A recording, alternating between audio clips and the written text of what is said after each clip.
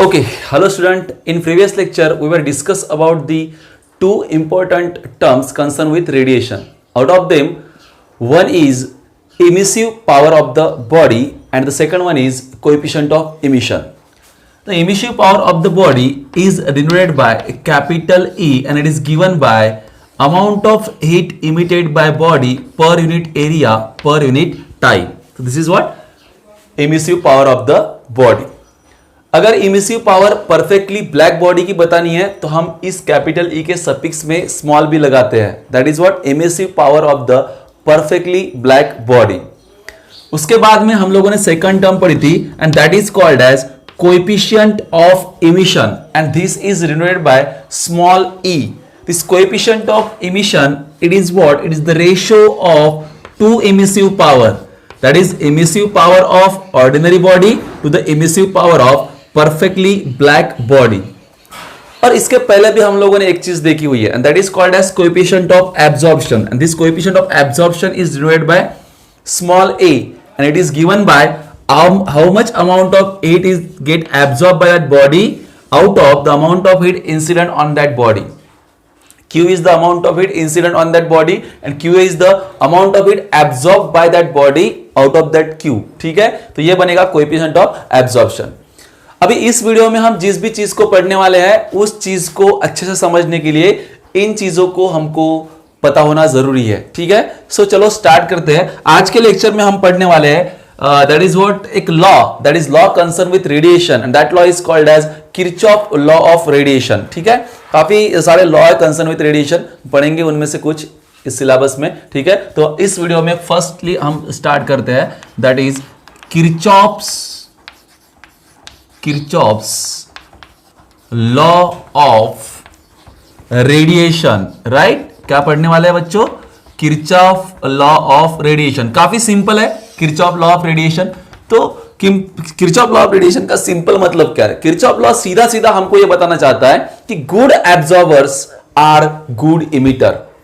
जो ऑब्जेक्ट अच्छी तरीके से हीट को एब्जॉर्ब करते हैं, मतलब जिनकी एब्जॉर्बिविटी ज्यादा होती है उनकी इमिसिविटी क्या होती है? ज्यादा होती है. हम स्टेटमेंट पॉइंट ऑफ व्यू उसको ऐसा देख सकते हैं कि भाई इस तरीके से स्टेट करेंगे इस लॉ को कि at given temperature the coefficient of absorption of body is equals to the coefficient of emission. That means हमको पता है what is coefficient of absorption. ये coefficient of absorption होता है A and what is coefficient of emission? ये होता है coefficient of emission small e. तो A is equals to E. यही होता है हमारा Kirchhoff law of radiation. Kirchhoff law of radiation हमको ये बताता है किसी भी given टेम्परेचर पे जो A होता है ये किसके बराबर होता है बच्चों? E के. तो हम इस स्टेटमेंट को लिख सकते हैं यहां पे at given temperature the coefficient of absorption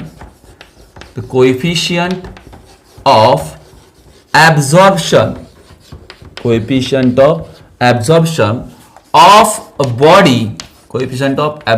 body is equals to what? Coefficient of emission. Right? तो ये हुआ स्टेटमेंट. उसी को हम ऐसा लिख सकते हैं that is A is equals to E. ठीक है, अब तुम्हारे जो टेक्स्ट बुक है महाराष्ट्र स्टेट बोर्ड का टेक्स्ट बुक है उसमें जो स्टेटमेंट दिया है वो स्टेटमेंट कुछ इस तरीके से दिया है, मतलब उसको अलग अलग तरीके से स्टेट कर सकते हैं हम लोग. तो वो स्टेटमेंट कुछ इस तरीके से वो बोलता है कि एक गिवन टेम्परेचर पे इन दोनों का ratio what is this E is called as emissive power of the body to the A is what? Coefficient of absorption. इन दोनों का रेशो कांस्टेंट होता है और वो जो कांस्टेंट होता है वो कांस्टेंट कौन होता है? Emissive power of the black body. That means E upon A is equals to what? E suffix B. ये है हमारा सेकंड स्टेटमेंट किसके लिए? किरचॉफ लॉ ऑफ रेडिएशन के लिए. क्या बोलता है? एट कांस्टेंट और at given temperature the ratio of emissive power to the coefficient of absorption is equals to the emissive power of the black body at the same temperature for all wavelength. सभी wavelength के लिए, क्योंकि जब कोई body heat को radiate करती है या एब्जॉर्ब करती है, यानी कि रेडिएशन की कुछ तो भी वेवलेंथ होती है.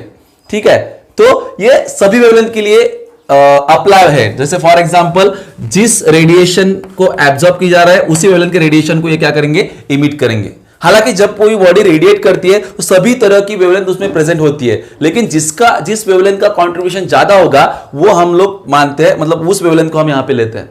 ये मुद्दा हम बाद में पढ़ने वाले हैं। नेक्स्ट वीडियो जो हम बनाने वाला है बैक बॉडी जो रेडिएशन करती है उसके स्पेक्ट्रम के बारे में, यानी कि रेडिएशन एंड वेवलेंथ इनके जो रिलेशंस है विद टेम्परेचर, इसका एक ग्राफ हम बनाएंगे नेक्स्ट वीडियो में। तो उस वीडियो को आप जरूर देखो, आप लोगों का एक कंसेप्ट क्लियर हो जाएगा। लेकिन अभी के लिए तुम कह सकते हो मोर प्रिसाइजली वेवलेंथ को हम ऐड कर सकते हैं, लेकिन सिंपल भाषा में A इज इक्वल टू हम E कहेंगे। या फिर ये इस स्टेटमेंट को चलो मैं शब्दों में लिखना चाहता हूं, कैसे स्टेट करोगे इसको, हाँ इस चीज को बताओ। तो क्या, एट गिवन टेम्परेचर, भाई सबका ध्यान इधर, एट गिवन टेम्परेचर, हाँ the ratio of, at given temperature the ratio of, what is this, capitally ratio of emissive power, emissive power to the coefficient of absorption, emissive power to the coefficient of absorption of body, ये कोई ordinary body है, is equals to the, ये देखो यहां पे equals to दिख रहा है, is equals to the, हाँ what is this, is equals to the emissive power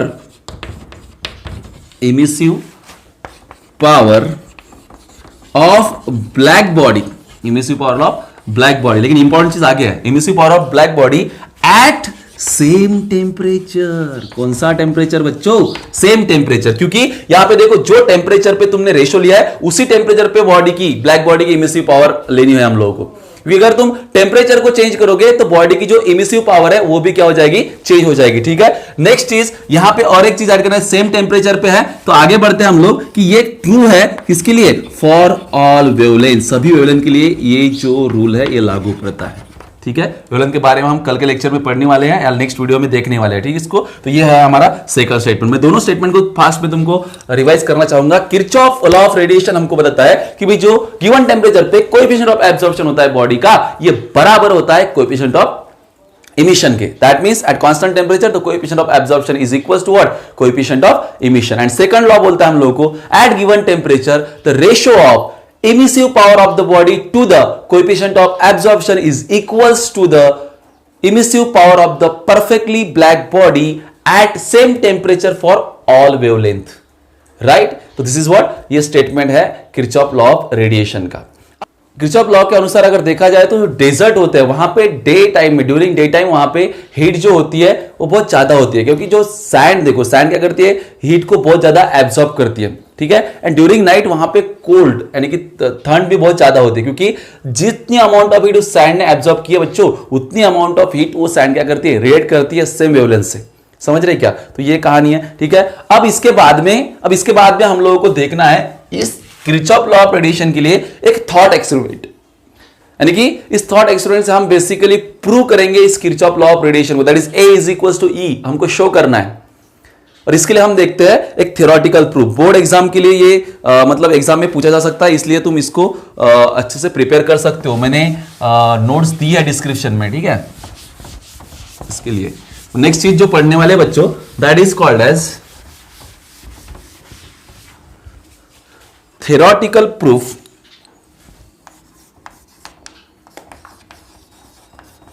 theoretical proof for Kirchhoff law।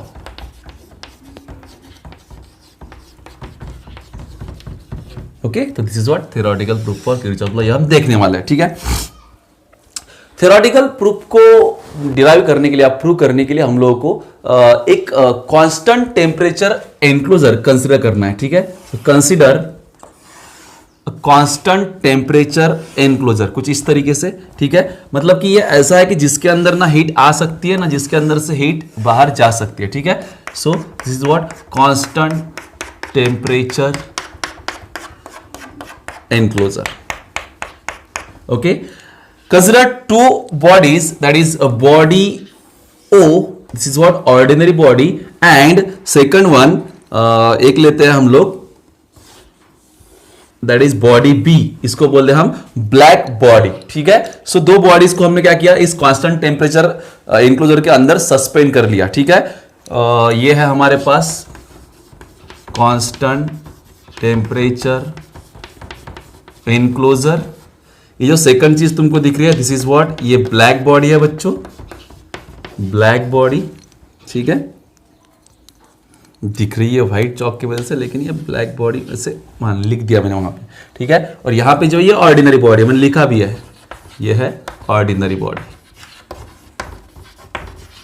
Okay. देखो ये है कांस्टेंट टेम्परेचर एनक्लोजर, मतलब इसके अंदर कुछ तो भी एक टेम्परेचर मेंटेन करके रखा हुआ है। दो बॉडीज है, एक ऑर्डिनरी बॉडी, दूसरी बॉडी है परफेक्टली ब्लैक बॉडी, और दोनों को सस्पेंड कर दिया हमने उस एनक्लोजर के अंदर। अब होगा क्या, ये जो कांस्टेंट टेम्परेचर एनक्लोजर है, ये क्या करेगा, हीट रेडिएट करेगा to that both bodies, body O को भी हीट रेडिएट करेगा एंड बॉडी बी को भी हीट रेडिएट करेगा, and at the same time ये दो ऑब्जेक्ट भी हीट को रेडिएट करेंगे, ठीक है। तो इनके बीच में बेसिकली हीट एक्सचेंज हो रही है, ओके। तो कुछ देर बाद क्या होगा, कुछ देर बाद ये तीनों के तीनों, मतलब कौन कौन, ordinary body or, perfectly black body B and this enclosure, तीनों का टेम्परेचर क्या होगा, सेम हो जाएगा। दैट मींस ये तीनों के तीनों थर्मल इक्विलिब्रियम की स्टेट में होंगे। ऐसा क्यों होता है, ऐसा इसलिए होता है क्योंकि देखो मान लो चाय का गरम, मतलब गरम चाय का एक कप है, हमने ऐसे रख दिया बाजू में, सराउंडिंग में रख दिया, एटमॉस्फेयर में रख दिया, तो उसमें हीट एक्सचेंज की प्रोसेस स्टार्ट हो जाएगी। वो हीट ज्यादा देगा, कम एब्जॉर्ब करेगा, इसलिए कुछ देर बाद उसका टेम्परेचर सराउंडिंग के टेम्परेचर के बराबर हो जाता है। सिमिलरली यहां पे हो जाएगा, इन दो ऑब्जेक्ट का टेम्परेचर उनके सराउंडिंग के टेम्परेचर के बराबर हो जाएगा। दैट मींस इन तीनों का टेम्परेचर सेम हो जाएगा, राइट। कोई दिक्कत वाली बात नहीं, ठीक है। लेकिन हम चाहते हैं कि उन दोनों का जो गिवन टेम्परेचर है, अगर इन बॉडी का इसमें इस इंक्लोजर के अंदर जब हमने रखा था उस टाइम पे ब्लैक बॉडी या फिर इस बॉडी का जो भी टेम्परेचर था, उसी टेम्परेचर को हम चाहते हैं, तो हम लोगों को इनमें से हीट को निकालना पड़ेगा। और कितनी हीट निकालनी पड़ेगी, तो इनको उतनी हीट कंपलसरी निकालनी पड़ेगी जितनी उन्होंने एब्जॉर्ब की है, समझ रहे हैं। So as the temperature of that two body remains constant, they must emit amount of heat they absorb. उन्होंने जो हीट एब्जॉर्ब की उनको इमिट करनी पड़ेगी, ठीक है। तो उसको मैथमेटिकल थोड़ा सा एक्सप्लेन करने से पहले हम लोग लेट में कुछ चीजें जान लेते हैं, ठीक है। सो लेट में हम मान लेते हैं यहां पे, let say A B the what, coefficient of absorption, coefficient of absorption of body O. मैं बॉडी को लेकर हार्ट में लिख रहा हूं ओ, ठीक है। Next what is E, E again coefficient of emission. E क्या होता है बच्चों, coefficient of emission for body O, ठीक है। Next what is capital E, E is the emissive power, कौन सी power, emissive power for body O. Next what is E B, E B the emissive power, emissive power for body B, right, okay. Next हम लोग मान लें, late से Q, Q क्या है, Q is the amount of heat जो इन दो body के ऊपर इंसिडेंट हो, क्योंकि इस रेडिएटर मतलब इस एनक्लोजर ने हीट रेडिएट की होंगी ना, वो दोनों को कितनी अमाउंट ऑफ हीट दी उसने, क्यू अमाउंट ऑफ हीट। तो that is Q is the amount of heat, amount of heat incident, incident on both bodies, on both bodies per unit time and per unit area, या per unit area per unit time, ठीक है। तो एक unit time मतलब तक वहां पे क्या है, Q amount of heat incident हो रही थी, ठीक है। तो अगर हम चाहते हैं कि इन दोनों बॉडी का टेम्परेचर कांस्टेंट रहना चाहिए, सेम रहना चाहिए, तो इन बॉडीज को that both bodies must emit the heat which amount of heat they get absorb, okay. तो उस टाइम में इसलिए हम क्या करेंगे, दोनों बॉडीज के लिए हम कुछ मतलब थर्मल रेडिएशन के रूल्स अप्लाई करेंगे। तो सबसे पहले फॉर ऑर्डिनरी बॉडी ओ, ठीक है। तो for ordinary body O, ordinary body O के लिए हम अप्लाई करेंगे यहां पे, देखो amount of heat, amount of heat absorbed, absorbed by body O, amount of heat absorb by body O is equals to क्या लेंगे, amount of heat emitted by O, right. अब बताओ amount of heat absorb by body, body O ने कितनी amount of heat absorb की होगी, ठीक है। तो मुझे बताओ बॉडी के ऊपर ओ के ऊपर कितनी अमाउंट ऑफ हीट इंसिडेंट हुई है, क्यू अमाउंट ऑफ हीट, ठीक है। तो उसने उसमें कितने एब्जॉर्ब की, क्यू ए।